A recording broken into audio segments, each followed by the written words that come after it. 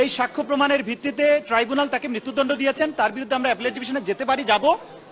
কিন্তু সুবিচার হতে এটাই যদি ট্রাইব্যুনাল এই সাক্ষ্য প্রমাণগুলোকে ডাস্টবিনে নিক্ষিপ্ত করতেন।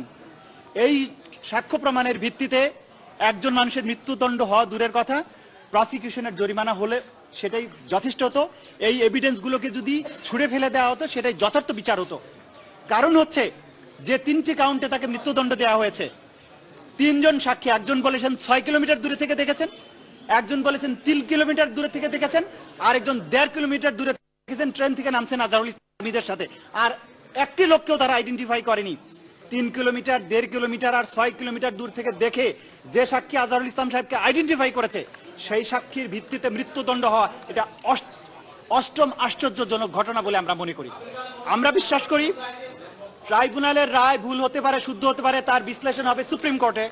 আমরা আপাতত মনে করছি ট্রাইব্যুনাল যে রায় দিয়েছেন সেটি সঠিক হয়নি, তার বিরুদ্ধে আমরা সুপ্রিম কোর্টে যাব। সুপ্রিম কোর্ট নিশ্চয়ই ন্যায় বিচার করবেন, কারণ এই কোয়ালিটি অফ এভিডেন্সের উপর ভিত্তি করে মৃত্যুদণ্ড থাকতে পারে না, কোনো সাজাও থাকতে পারে না। জনাব তাজুল ইসলাম, আপনার